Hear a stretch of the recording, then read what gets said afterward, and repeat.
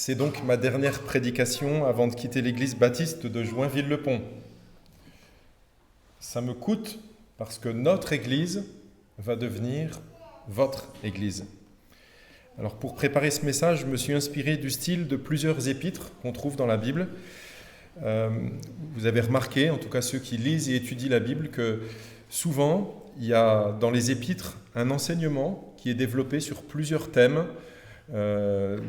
Des fois un chapitre pour un thème, un autre chapitre pour un thème, et puis très souvent, après avoir développé ces enseignements un peu profonds, il y a plusieurs petites exhortations sans forcément de relation entre elles, un peu comme des punchlines. Tac, tac, tac. Et c'est les choses qu'on envoie juste avant de partir. Alors je me suis dit, je vais faire pareil. Et puis, à la fin de ces épîtres, il y a souvent des remerciements envers plusieurs personnes en particulier. Et puis après les remerciements, il y a enfin la bénédiction finale. Donc vous aurez droit à tout, en fait. Donc la totale. Je commence donc par quelques dernières exhortations. Vous avez commencé par la grâce de Dieu dans votre vie chrétienne, et je vous invite à poursuivre en restant attaché à la grâce de Dieu. Parce que c'est tellement facile, je parle d'expérience, c'est tellement facile d'oublier la grâce de Dieu. Les autres n'ont pas besoin de t'accuser, tu le fais toi-même. Tu te juges, tu te condamnes, tu te dis que tu ne mérites plus de venir à l'église, tu ne mérites plus de chanter, tu ne mérites plus de servir dans l'église, tu ne mérites plus de t'approcher de Dieu, tu ne mérites plus plein de choses en fait. Tu penses ça. Ton Dieu, en tout cas celui que tu imagines, devient de plus en plus loin, de plus en plus dur. Tu as oublié que Dieu est un Dieu de grâce et de compassion, lent à la colère, riche en bonté et en vérité. Exode 34, 6. Alors tu fais des efforts, beaucoup d'efforts, pour espérer mériter à nouveau le pardon de Dieu, son amour, pour pouvoir à nouveau servir Dieu. Et tu te dis que tu finiras bien par y arriver, mais que c'est dur. Pourquoi ? Parce que tu mets la barre tellement haut. Qu'est-ce qui pourrait te rester convaincu, qu'est-ce qui pourrait plutôt te convaincre de rester attaché à la grâce de Dieu, de ne compter que sur sa grâce ? Bien, tu te rappelles sans doute une histoire que j'ai racontée souvent, vous allez dire, il aime cette histoire. Hein. C'est l'histoire d'un roi qui un soir est sur un toit, au lieu d'être à la guerre comme ses soldats, et qui regarde une jolie femme. Et puis, vous savez ce qui se passe ? Il commet un adultère avec Bathsheba, et puis, comme elle devient enceinte, il s'arrange pour essayer de faire croire que c'est son mari, et puis, comme son mari, il ne fait pas ce qu'il faut, eh bien, il le fait tuer, c'est lui qui décide de le faire mourir, donc il a quand même commis un adultère, un meurtre, et on peut tous imaginer à quel point David, après ça, a dû se sentir honteux, sale, une pourriture. Vous vous rendez compte ? C'est pourtant lui, le roi David, qui a écrit ce qu'on a chanté tout à l'heure. Oui, le bonheur et la grâce. Vous vous rappelez ça ? M'accompagneront. Bon, c'est le psaume 23, verset 6. Oui, le bonheur et la grâce m'accompagneront tous les jours de ma vie, et je reviendrai dans la maison de l'Éternel jusqu'à la fin de mes jours. On est loin du « je suis un pourri, je suis un adultère, je suis un meurtrier », je n'irai plus, c'est fini. Non, il dit, je reviendrai dans la maison de l'Éternel jusqu'à la fin de mes jours. Le bonheur et la grâce m'accompagneront tous les jours de ma vie. Alors même si tu arrives de penser que, vu ce que tu as fait, ou ce que tu as pensé, ou quoi que ce soit d'autre encore, je ne veux pas mettre plein de verbes, mais vu tout ça, tu ne mérites pas l'amour et le pardon de Dieu, je t'encourage à rester quand même attaché à la grâce de Dieu. Tu as commencé ta vie par la grâce, ta vie chrétienne, je parle, par la grâce, alors continue-la par la grâce. C'était le premier point. Ils ne seront pas tous aussi loin. Deuxième, ne jugez pas les autres trop sévèrement. Rappelez-vous ce que Jésus a dit dans le Sermon sur la montagne, Matthieu chapitre 7, « Ne jugez pas afin de ne pas être jugés, car on vous jugera de la manière que vous aurez jugé, et on utilisera pour vous la mesure dont vous vous serez servi. » On a donc tout intérêt à ne pas être trop dur dans notre jugement envers les autres, parce que ça va se retourner contre nous. D'ailleurs, vous savez ce que Jésus dit juste après ? après avoir parlé de ce jugement. Juste la suite. Pourquoi vois-tu la paille qui est dans l'œil de ton frère et ne remarques-tu pas la poutre qui est dans ton œil? Ou comment peux-tu dire à ton frère, laisse-moi enlever la paille de ton œil, alors que toi, tu as une poutre dans le tien? Hypocrite. Enlève d'abord la poutre de ton œil, et alors tu verras clair pour retirer la paille de l'œil de ton frère. Troisième, accepter le changement. Il y a eu du changement dans le conseil de l'Église, il y a un changement de pasteur. Le changement, ça peut faire un peu peur. Moi, j'ai déjà connu ça, de changer de ville, changer de pasteur aussi. Quand j'étais pas pasteur, moi, j'ai eu des changements de pasteur. Et c'est vrai que ça peut faire un peu peur. On se demande comment ça va se passer. Est-ce qu'il va être pareil, le pasteur qui va venir après? Est-ce que tout va être pareil? La réponse est évidente. Vous connaissez la réponse? Non. Joël n'est pas comme moi, elle sera différente sur plein de sujets. Il y a des choses qui seront peut-être un peu comme moi, puis des choses qui seront différentes. Mais le changement, c'est bon en fait. Ça fait du bien, le changement. Vous allez apprendre de nouvelles choses. Vous serez peut-être un peu, j'allais dire secoué, j'espère pas trop, mais en tout cas sollicité. Vous aurez de nouvelles façons de faire peut-être. Sa manière de prêcher, sa manière de s'occuper de vous, sa manière de vous inviter à participer. Ça sera différent en fait, mais c'est bien. Changer l'ordre des choses, changer de programme, changer des choses en fait. Ça fait du bien. Et d'ailleurs, moi-même, depuis que je suis là, j'ai changé des choses en fait. En tout cas, j'ai essayé. Et avec le conseil à chaque fois qui était en place, il y a eu des choses qui ont changé en fait. Peut-être certains ne s'en sont pas rendus compte, mais on change, on essaye quelque chose, ça marche. On continue, ça ne marche pas, qu'est-ce qu'on fait? On continue quand même. Ça finira bien par marcher. Non, quand ça ne marche pas, au bout d'un moment, on essaye autre chose. C'est la nature des choses, en fait, c'est comme ça. Donc, le changement, c'est toujours bon. Donc, il y aura du changement. L'important, c'est de garder les objectifs qu'on s'est fixés. Alors, dans une église, prendre soin les uns des autres, prendre soin des frères et sœurs, prendre soin de ceux qui arrivent, qui passent par notre église, comme ça, par hasard ou sur une invitation. Prendre soin des nouvelles personnes, tout ça, ça ne changera pas. Alors, acceptez quand même le changement et n'en ayez pas peur. Engagez-vous. Jésus a raconté beaucoup de paraboles et plusieurs d'entre elles concernent un appel à la vigilance. Jésus affirme qu'il reviendra, vous savez? Il y a plein de paraboles qui parlent de son retour. Et quand il parle d'attendre son retour, il dit qu'il a confié des tâches à ses serviteurs et il leur demande d'être fidèles.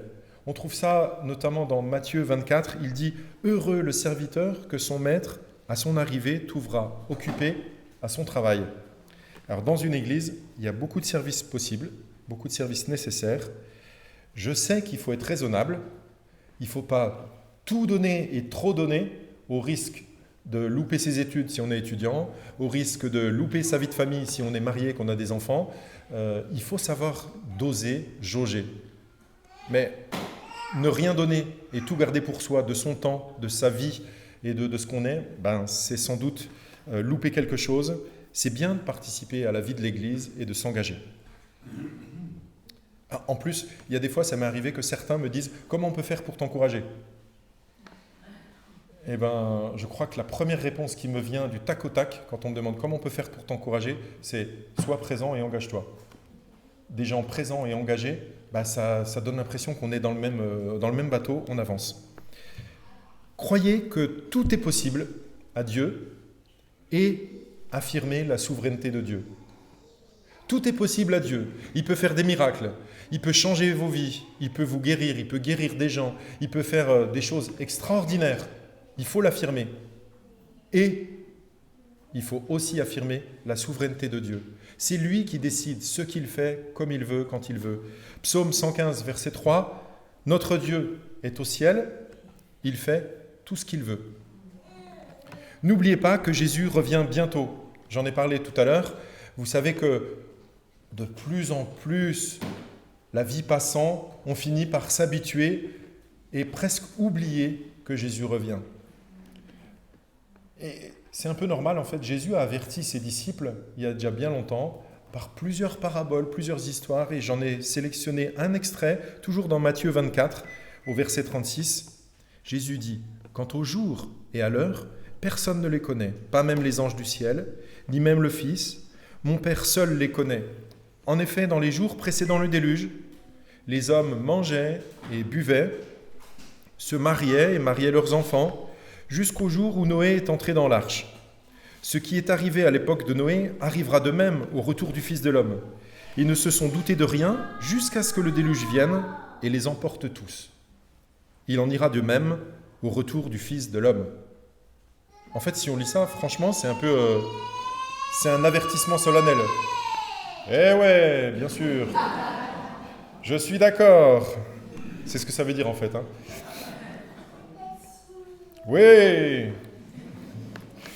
Persévérer dans l'amour fraternel. La dernière étude biblique qu'on a faite ensemble avec les 4 groupes, c'était sur Hébreux 13, et Hébreux 13 commence par persévérer dans l'amour fraternel. C'est beau l'amour fraternel.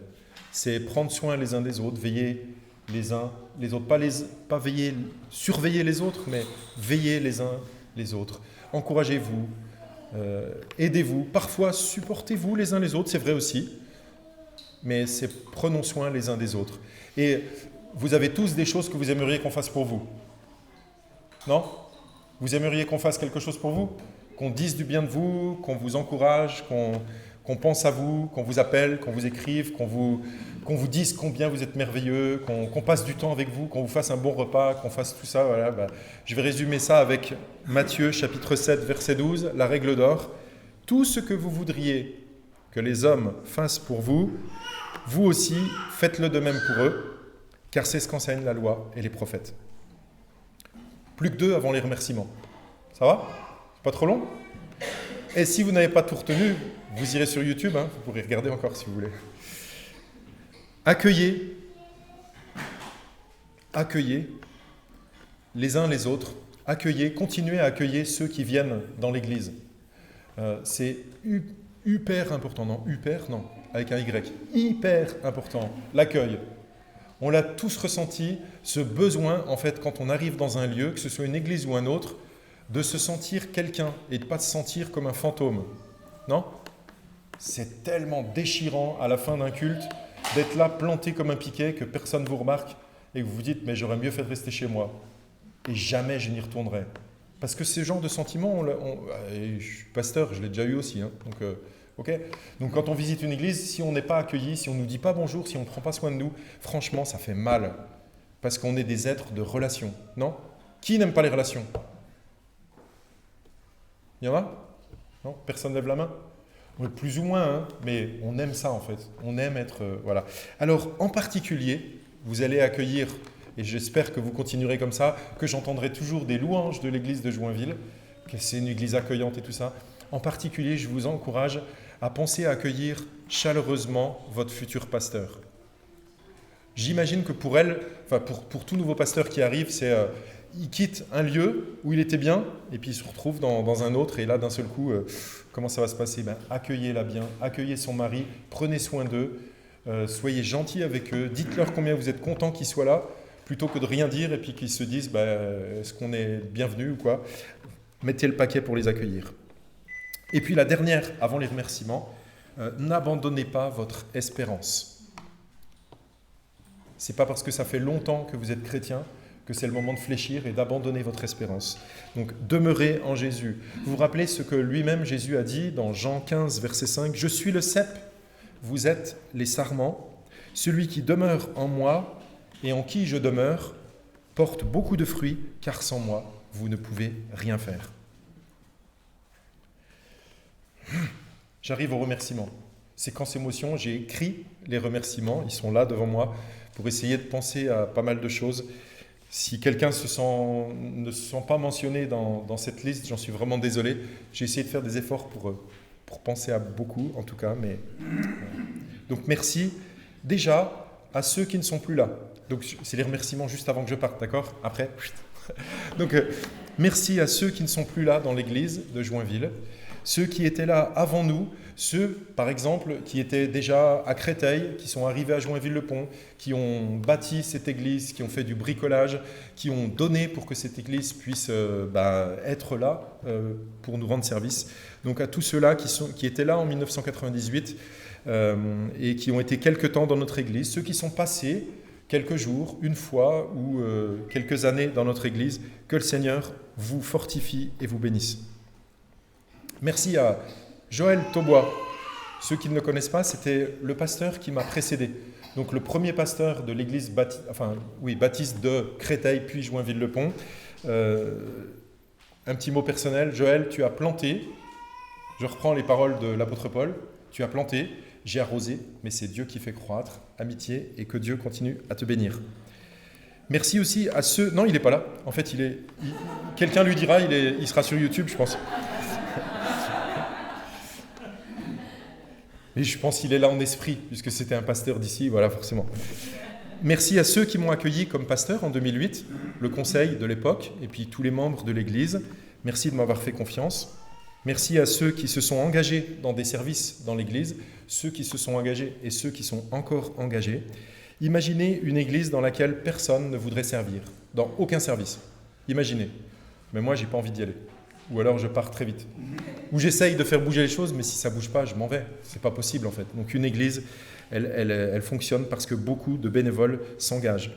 Alors heureusement que vous avez participé avec zèle, alors merci beaucoup. En particulier, merci à ceux qui ont été responsables de services. C'est beaucoup de services qui sont rendus, qui ont pris le temps d'encadrer des équipes. Et donc un grand merci pour votre dévouement et votre fiabilité. Aux membres du conseil de l'Église, ceux du passé et ceux d'aujourd'hui, au président, au trésorier, aux secrétaires, à ceux qui ont œuvré, un grand merci pour votre aussi travail et que le Seigneur vous récompense. Merci pour votre confiance et votre amitié. J'ai passé vraiment de bons moments avec vous. Ah, ça commence à monter là. Je sais pas, j'ai pris de la moutarde, je crois. Merci à tous les étudiants. Ah, je suis désolé si vous trouvez que c'est long, mais j'ai tout écrit parce que je me suis dit, je fais tout d'un coup comme ça après. Hein. Donc merci aux étudiants de l'IBEN, il y en a aujourd'hui. Et depuis que je suis là, il y en a toujours eu chaque année qui passent dans notre église, ou même certains qui s'engagent dans un service ou dans un stage hebdomadaire. Merci beaucoup. Merci à tous ceux qui fréquentent notre église aujourd'hui, et donc, je l'ai déjà dit, qui contribuent à en faire un lieu d'accueil et de joie, un lieu où on cherche le Seigneur, où on prend soin les uns des autres. Je vous encourage à rester ferme dans la foi, à persévérer jusqu'au bout, et je vous dis, nous nous retrouverons. Merci à Cathy, belle, douce.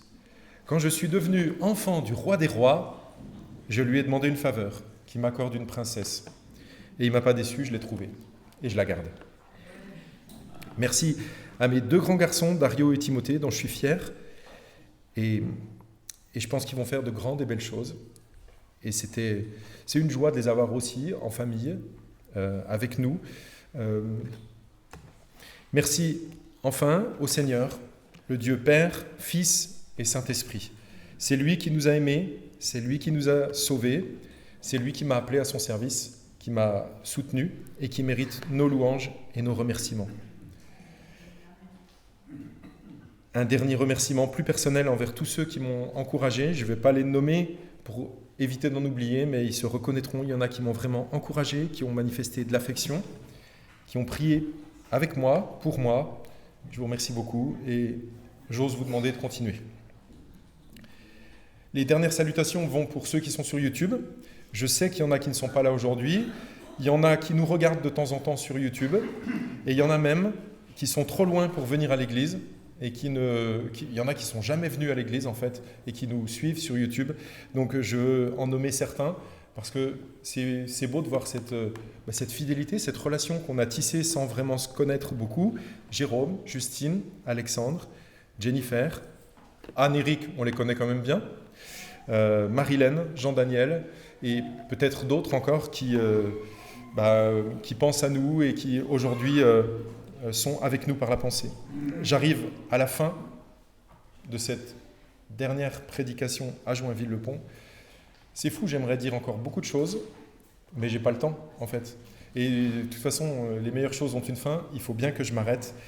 Donc je vais vous bénir avec la bénédiction finale et je reprends celle de l'apôtre Paul à la fin de la deuxième épître aux Corinthiens.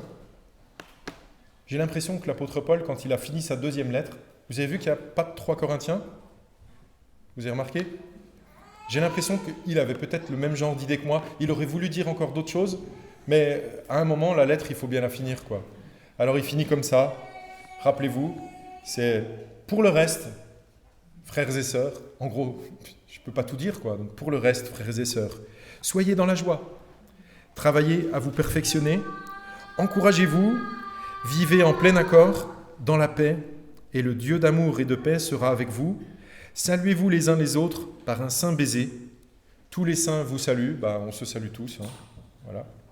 Que la grâce du Seigneur Jésus-Christ, l'amour de Dieu et la communion du Saint-Esprit soient avec vous tous. Merci beaucoup. Je tire ma révérence.